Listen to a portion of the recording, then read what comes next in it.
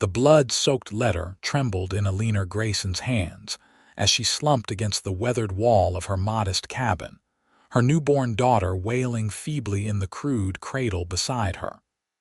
The year was 1876, and Bozeman, Montana Territory, was no place for a wounded widow with a week-old infant. Eleanor's fingers traced the hastily scrawled words one more time, though she'd already committed the terrible message to memory. Her husband James had been ambushed by road agents while returning from a supply run to Virginia City. The letter, delivered by the town marshal himself, expressed condolences but offered little comfort. James was gone, leaving her alone with little Sarah, a bleeding wound in her side from defending their home against the same gang that had killed her husband, and a crushing sense of despair that made even breathing seem impossible. The bullet had torn through her side 3 days ago when the outlaws had come looking for whatever valuables James might have left behind. She'd managed to fire James's shotgun once, scaring them off, but not before one of them had shot her. The neighbors who'd heard the commotion had found her barely conscious, the baby crying beside her. Dr. Phillips had extracted the bullet and stitched her up, but infection had set in. Her fever raged, making it nearly impossible to care for herself, let alone her helpless infant. The pain knifed through her with each small movement, and the milk had all but dried up in her breasts. Sarah's desperate cries for nourishment only compounded Eleanor's misery and guilt. "I can't," she whispered, tears streaming down her face as she tried and failed to rise from her bed to reach the crying baby. "I'm sorry, my sweet girl, I'm so sorry." A knock at the door startled her. Eleanor stiffened, fear clutching at her heart. Had the outlaws returned to finish what they'd started? "Mrs. Grayson, it's Marshal Turner. I've brought someone who might be able to help." Eleanor relaxed slightly, though suspicion lingered. It's open," she called weakly. The door creaked open and 2 men stepped inside. She recognized Marshal Turner with his silver-streaked beard and weathered face.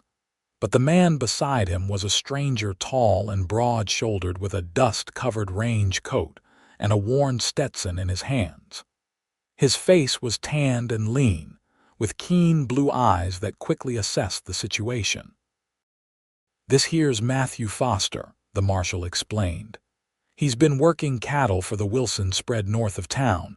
When I told him about your situation, he volunteered to help."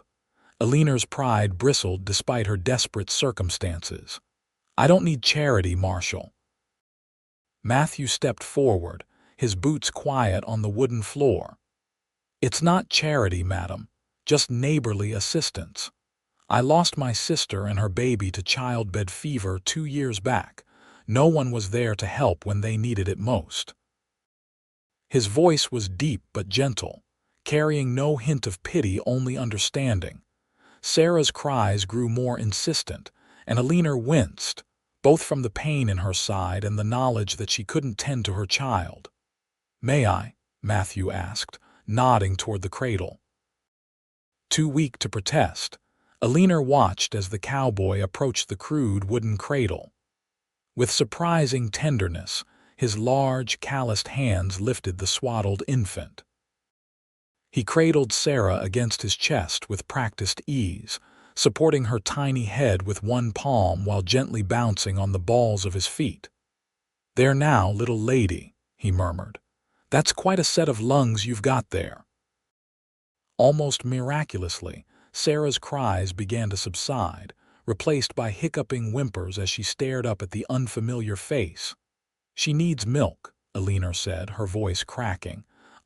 I haven't been able to feed her properly since. I brought goat's milk from Mrs. Wilson's dairy," Matthew replied. "Marshal Turner mentioned you might be having trouble." From his coat pocket, he produced a small glass bottle fitted with a rubber nipple, a new invention that had only recently made its way to Montana Territory. Eleanor watched in wonder as the cowboy sat in the room's only chair and expertly positioned Sarah in the crook of his arm, offering her the bottle. The baby latched on greedily, tiny hands flailing before settling against the glass. "You seem experienced with babies," Eleanor observed, trying to ignore the shame of having a stranger care for her child when she could not. Matthew's expression softened. "Like I said, my sister had a baby. I helped care for my nephew whenever I could." A shadow crossed his face, but he quickly masked it with a smile as he watched Sarah feed. "This little one's got spirit." Marshal Turner cleared his throat. "Mrs. Grayson, Dr. Phillips is concerned about your condition. He believes you need constant care for at least a few weeks while that wound heals. The infection—" "I can't afford to pay anyone," Eleanor interrupted, her voice barely above a whisper. "I've spoken with the town council," the marshal continued. "Given the circumstances of James's death while carrying mail for the territory, they've agreed to provide some assistance. Mr. Foster here has offered to stay and help until you're back on your feet. He's between jobs at the moment." Eleanor's eyes widened with alarm. "A stranger in my home, with my baby." Despite Matthew's apparent gentle way with Sarah, the idea of a man she didn't know living in her house was scandalous and frightening. Matthew looked up from the feeding baby. "Mrs. Grayson, I understand your concern. If it makes you more comfortable, I can sleep in your barn and only come inside when you need help with the baby or yourself. Mrs. Wilson from the ranch has offered to visit daily to help with your personal needs." The marshal nodded. "Edith Jenkins from the general store has also volunteered to check in. You won't be left alone with Mr. Foster if that worries you." Eleanor closed her eyes, fighting against the waves of pain and fever. She knew she had no choice. Sarah needed care she couldn't provide, and her own condition was worsening by the hour. "Very well," she conceded finally, "but only until I'm able to care for Sarah myself." Matthew nodded solemnly. "Of course, madam, only until then." As if to seal the agreement, Sarah finished her milk with a tiny burp. Matthew expertly shifted her to his shoulder, patting her back gently.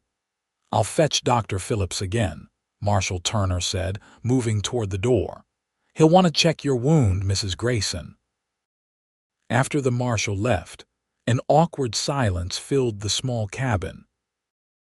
Eleanor watched through fever-glazed eyes as Matthew continued to tend to Sarah, moving around the room with quiet efficiency, finding a clean cloth to wipe the baby's mouth, checking her swaddling, and finally settling her back in the cradle once she'd fallen asleep. "You need water," he said, noticing Eleanor's cracked lips. He filled a cup from the bucket by the stove and approached her bed slowly, as if worried about frightening her. Eleanor accepted the cup with trembling hands, spilling some down her chin in her weakness. Without comment, Matthew steadied her grasp, helping her drink. "Thank you," she managed, embarrassed by her helplessness.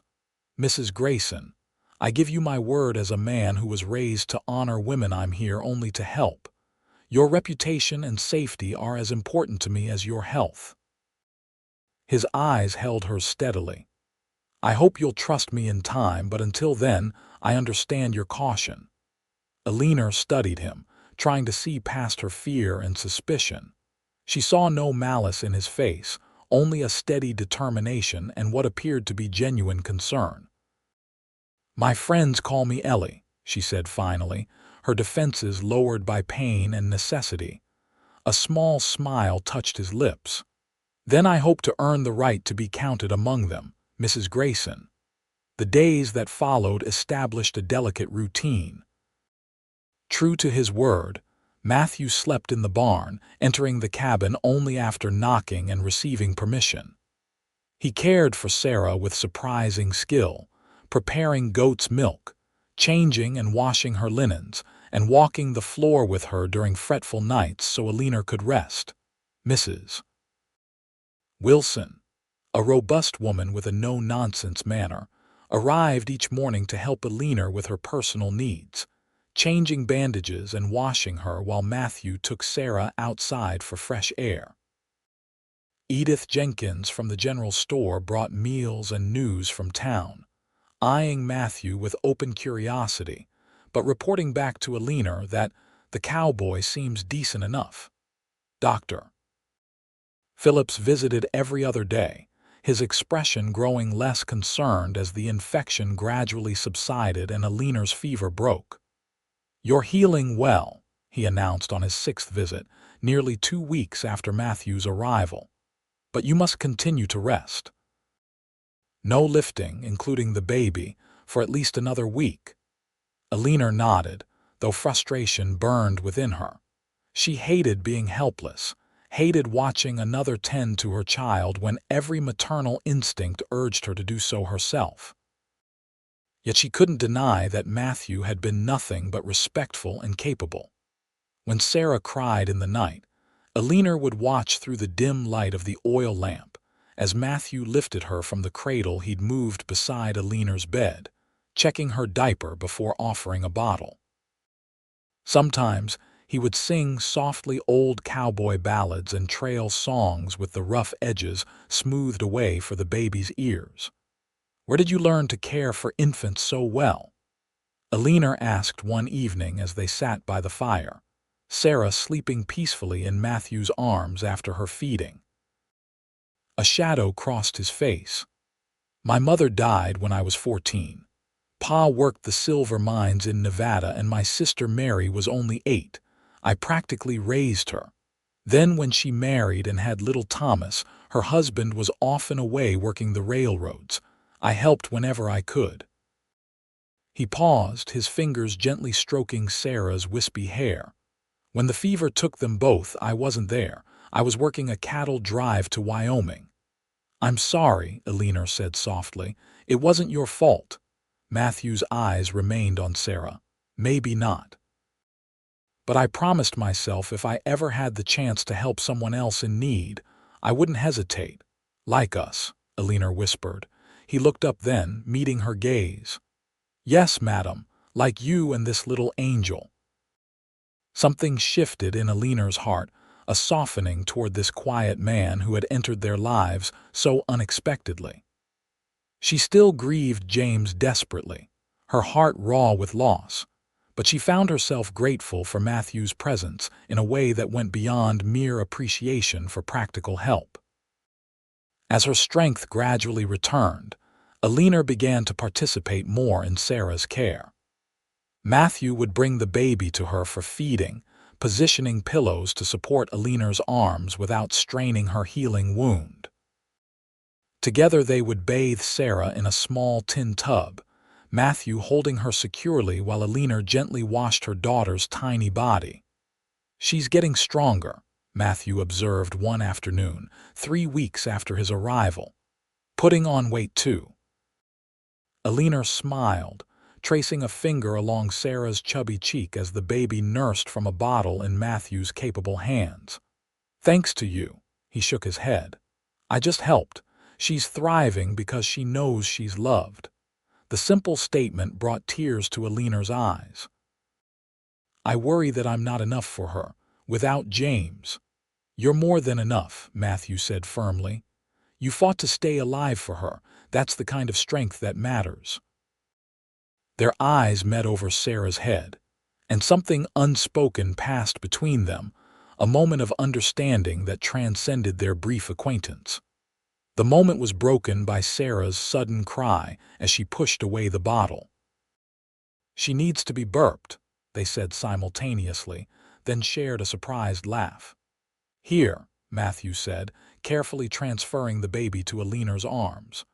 "Your wound's healing well enough now, just support her against your good side." Eleanor cradled her daughter against her shoulder, experiencing a rush of joy at being able to comfort her child again. Sarah settled against her, small body relaxing as Eleanor gently patted her back.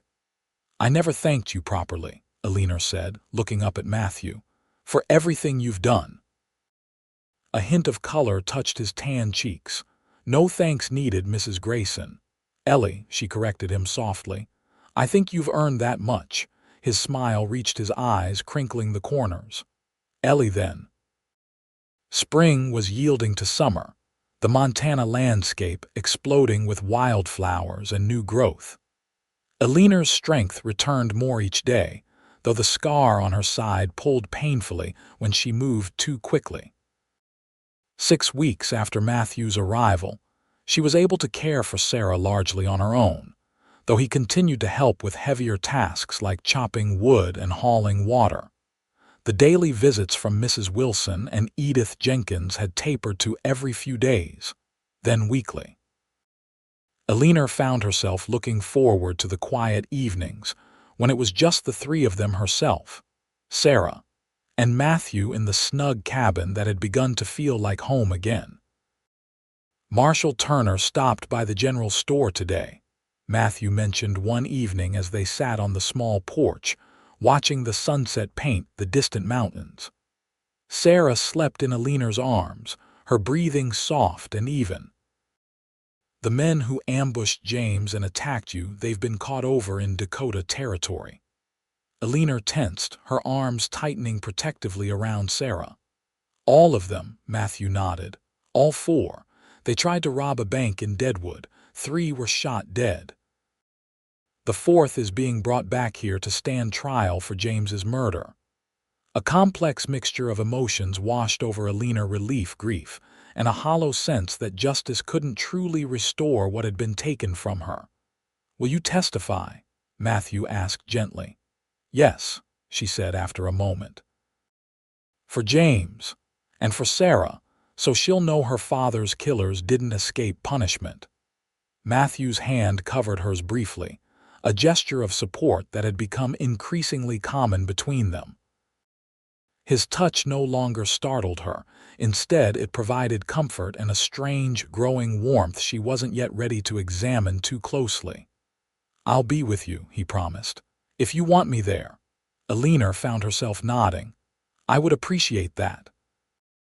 That night, after Sarah had been settled in her cradle and Matthew had retreated to his place in the barn, Eleanor lay awake, considering how thoroughly her life had changed in just a few short months.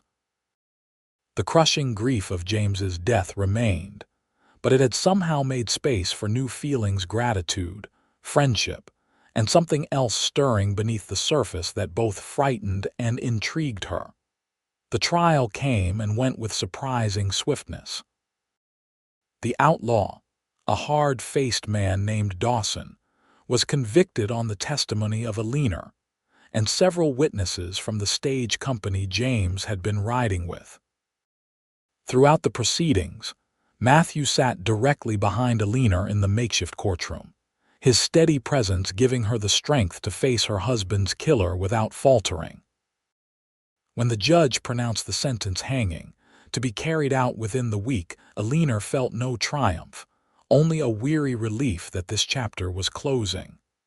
"Are you all right?" Matthew asked as they walked slowly back to the cabin, Sarah bundled in Eleanor's arms despite the summer heat. "I think so," she replied honestly. "It doesn't bring James back, but at least there's some justice." Matthew nodded, understanding in his eyes. Justice matters, so does moving forward. The words hung between them as they continued their walk in companionable silence, each contemplating what moving forward might mean. That evening, as they sat at the small table sharing a simple supper of rabbit stew and cornbread, Matthew cleared his throat nervously. "Ellie, there's something I need to discuss with you." Her heart stuttered, a sudden apprehension filling her. "What is it?" He set down his spoon, his expression serious. "I've received a job offer. The Circle T ranch near Helena needs experienced hands for their summer roundup and cattle drive to Wyoming." "Oh." The single syllable fell between them, heavy with unspoken implications. "It's good money," he continued. 3 months' work, possibly more if they keep me on for the winter." Eleanor nodded mechanically, trying to ignore the hollow feeling expanding in her chest. Of course he would leave. He had his own life to live, not one permanently tethered to a widow and her baby. "When would you go?" she asked, forcing steadiness into her voice. "They want me there next week." He paused, watching her face carefully. "But I told them I needed to talk to you first." Eleanor's eyes widened in surprise. "Me? Why would your decision depend on me?" Matthew leaned forward, his forearms resting on the table. "Because in these past months you and Sarah have become—" He stopped, seeming to search for the right words. "Important to me, very important." The admission hung in the air between them, charged with meaning. "Matthew, I know it's too soon," he interrupted gently. "You're still grieving James, as you should be. I would never presume to take his place, but I can't leave without telling you that I care for you both deeply." Eleanor's hands trembled as she folded them in her lap. "I don't know what to say." "You don't need to say anything," Matthew assured her. "I just wanted you to understand why I'm asking what you want me to do. If you need me to stay longer, I'll refuse the job. If you think you're ready for me to go, I'll accept it." Eleanor studied his face, the earnest blue eyes, the strong jaw softened by genuine concern, the mouth that had smiled so patiently through Sarah's midnight feedings and Eleanor's slow recovery. Something profound had grown between them during these months of shared care and quiet conversations. "I can manage on my own now," she said finally, though the words felt hollow. Matthew's expression fell slightly, but he nodded. "I'm sure you can. You're the strongest woman I've ever met." "But," she continued, her heart racing, "I've grown accustomed to having you here. So has Sarah." She swallowed hard. "We would miss you." Hope flickered in his eyes. "Is that your way of asking me to stay?" "No," Eleanor replied, surprising herself with her honesty. "It's my way of saying I need time. Time to understand these feelings that I didn't expect to have again so soon." Matthew reached across the table, his hand stopping just short of touching hers. "I can give you time. I can take the job, earn good money, and return in the fall. By then, perhaps you'll know your own mind better." The prospect of 3 months without him created a strange ache in Eleanor's chest, but she recognized the wisdom in his suggestion. Distance and time might provide clarity. "3 months," she agreed softly. "And then we'll talk again." The day of Matthew's departure dawned bright and clear. Montana's vast sky, a brilliant blue that seemed to mock Eleanor's subdued mood.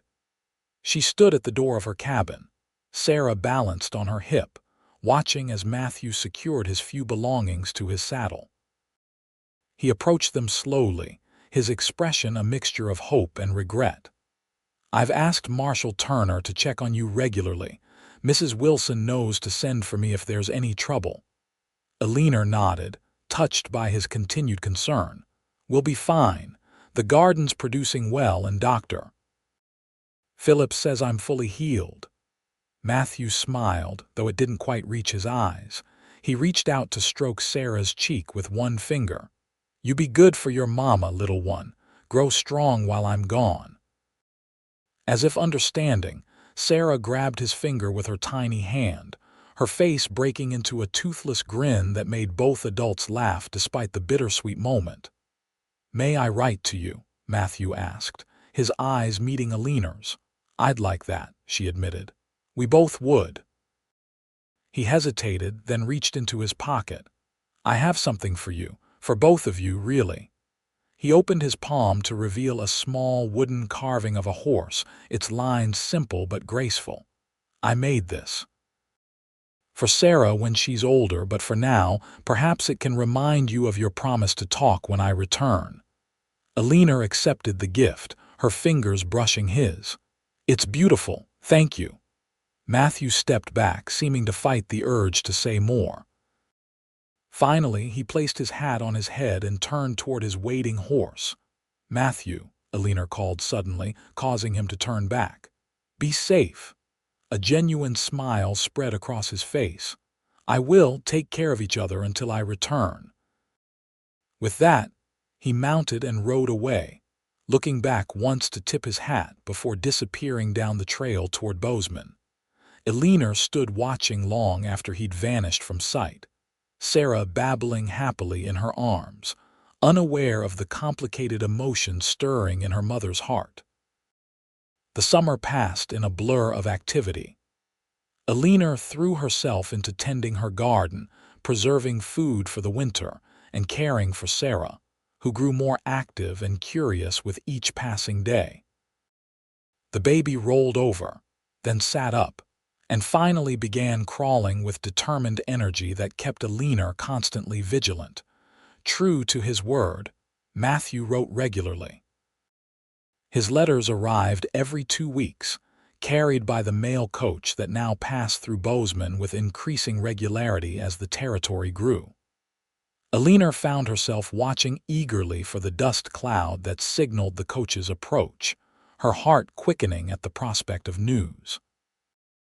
Matthew's letters were detailed accounts of his work with the cattle, descriptions of the magnificent country he traveled through, and always gentle inquiries about Eleanor and Sarah's well-being.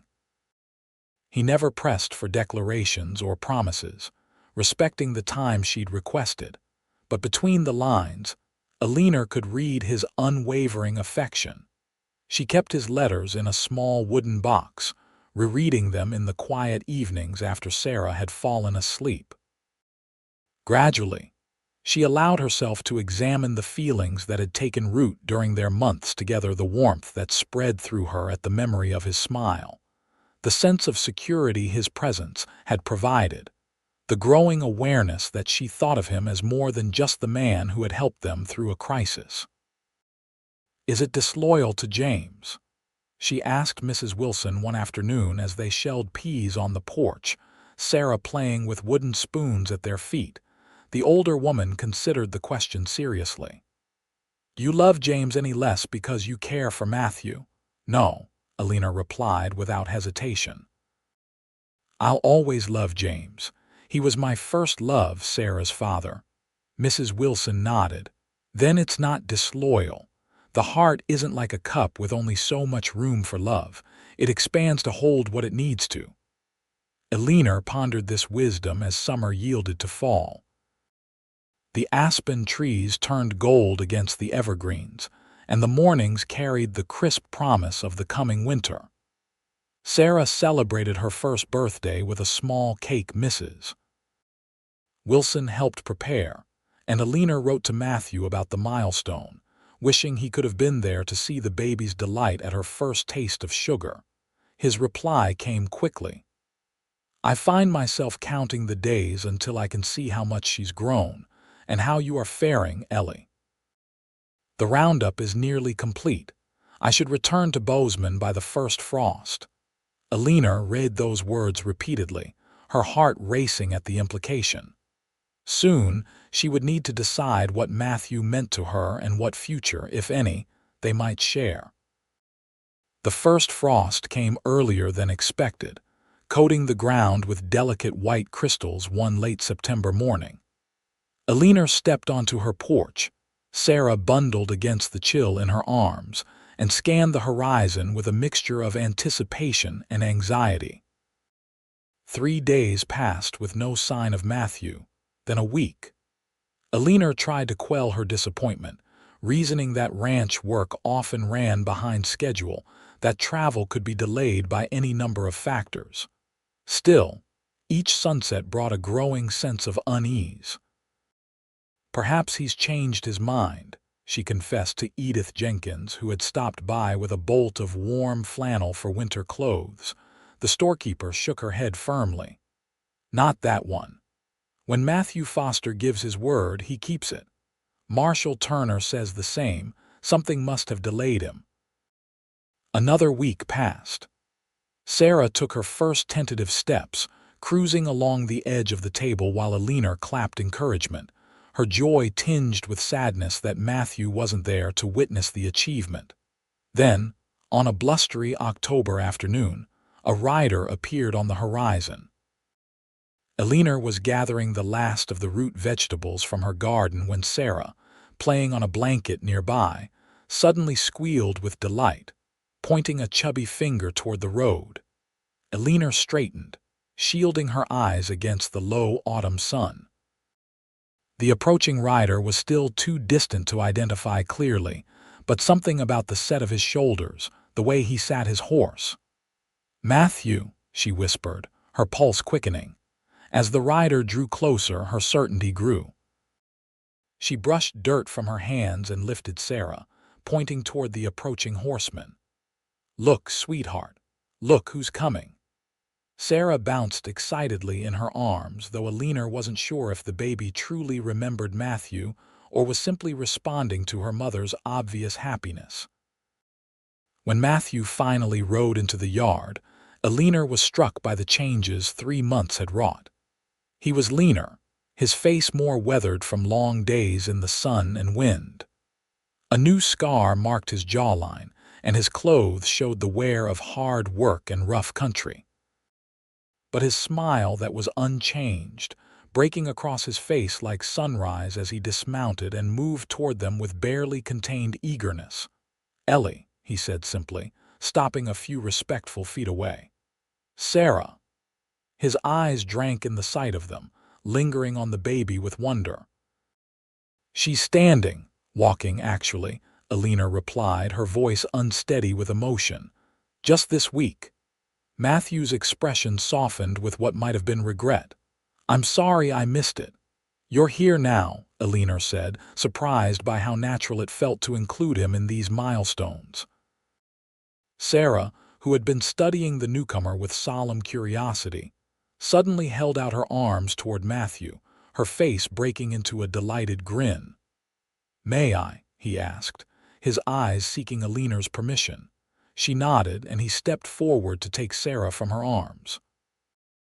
The baby went willingly, patting his face with her small hands as if reacquainting herself with his features. "Hello, little one," Matthew murmured, his voice thick with emotion. "You've grown so much." "She remembers you," Eleanor said, watching in amazement as Sarah settled comfortably against his chest. Matthew looked up from the baby, his eyes finding Eleanor's. "And you, Ellie, have your feelings changed while I was away?" The directness of the question caught her off guard, though she had expected something similar when he returned.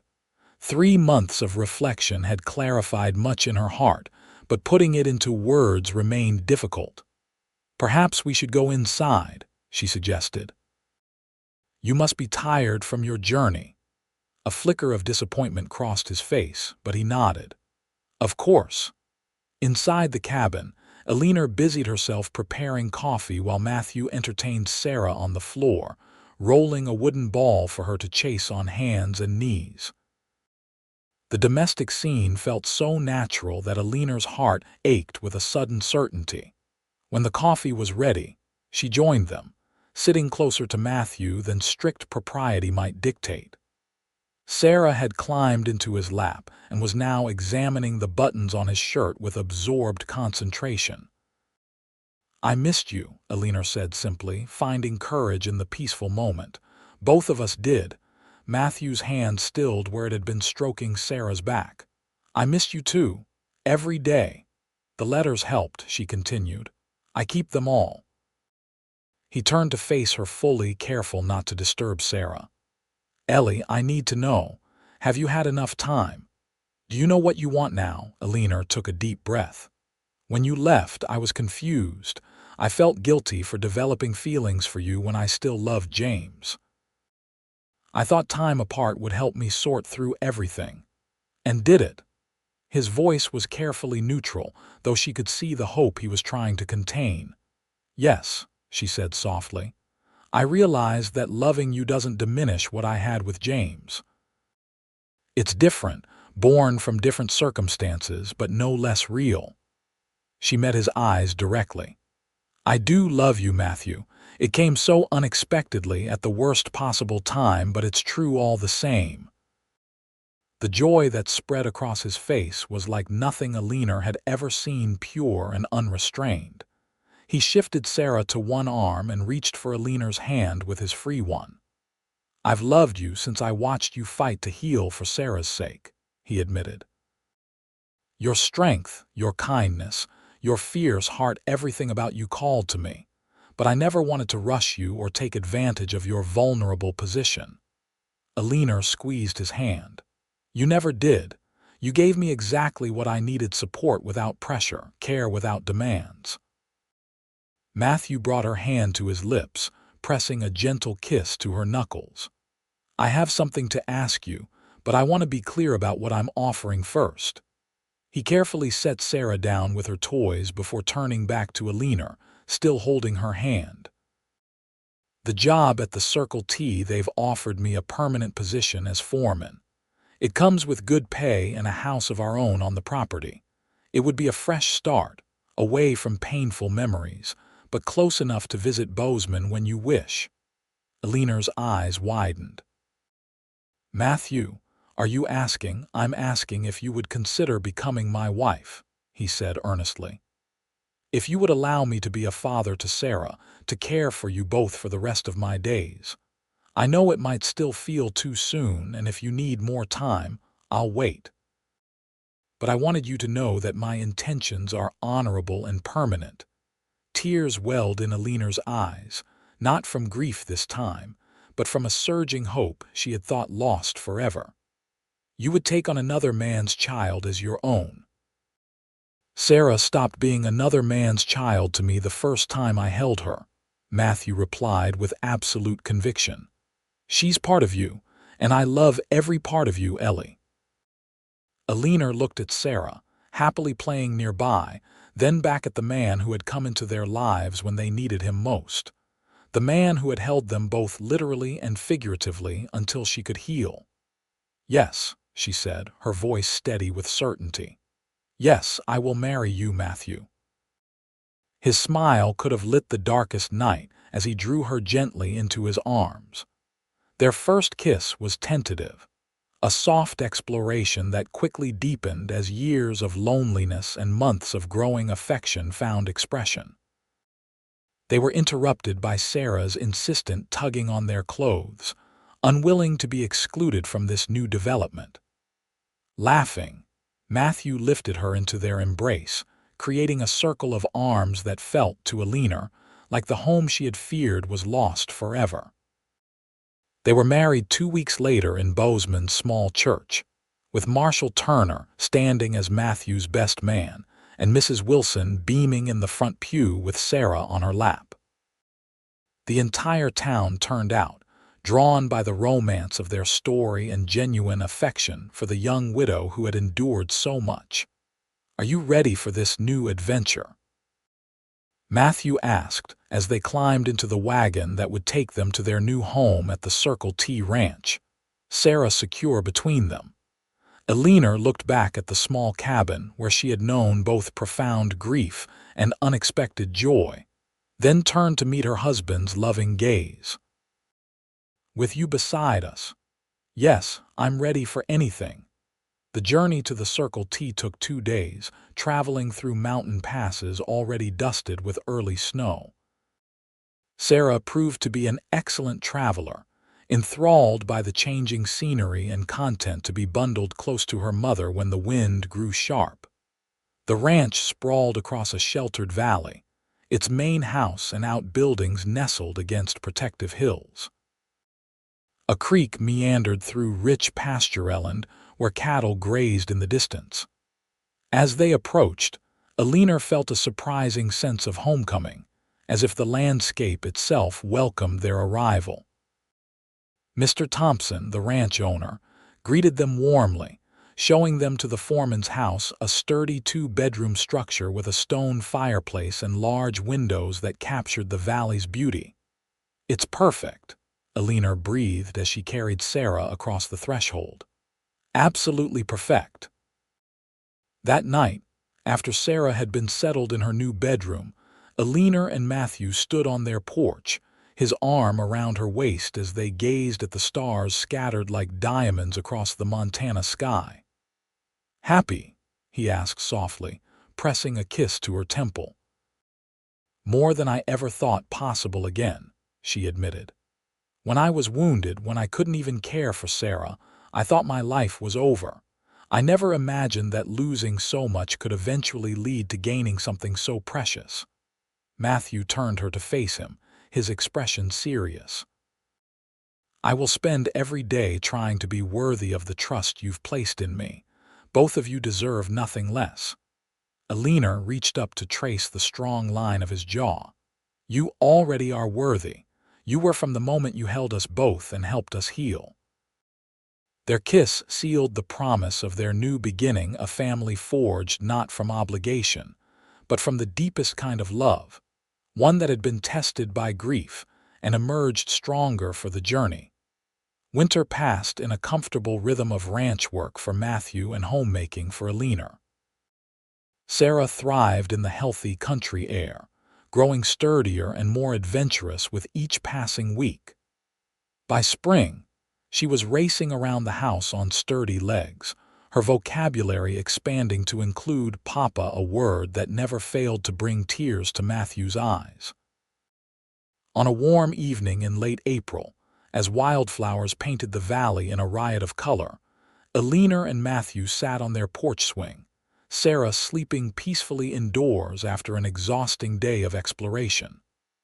"I have news," Eleanor said, taking Matthew's hand and placing it on her still flat stomach. "We're going to have another baby."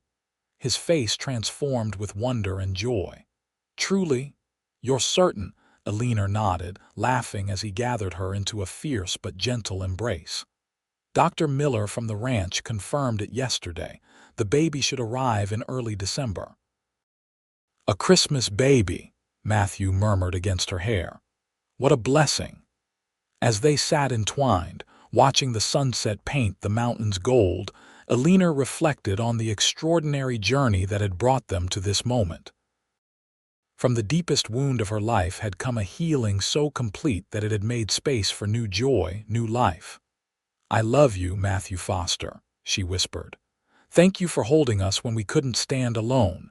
His arms tightened around her. "I'll never stop, Ellie. That's a promise I intend to keep for the rest of our days." And as the stars began to appear in the darkening sky, Eleanor knew with absolute certainty that he would. Their son, James Matthew Foster, arrived on December 10, 1877, during a gentle snowfall that blanketed the valley in pristine white. Sarah, nearly 2 years old, peered in wonder at her baby brother, solemnly promising to take care of him forever. A declaration that made both parents smile through happy tears. As Matthew placed their newborn son in Eleanor's arms and gathered Sarah against his side, the family circle was complete, a testament to love's power to heal even the deepest wounds and create beauty from the ashes of loss. Years later, visitors to the Circle T Ranch often commented on the remarkable harmony of the Foster family. Few knew the full story of how a wounded widow and her infant daughter had found healing in the arms of a gentle cowboy, whose own losses had prepared him to offer exactly what they needed most. But Eleanor and Matthew knew. And in the quiet moments when they watched their children, eventually 5 in all, playing beneath Montana's vast sky, they remembered the painful journey that had brought them together and gave thanks for the love that had made them whole again.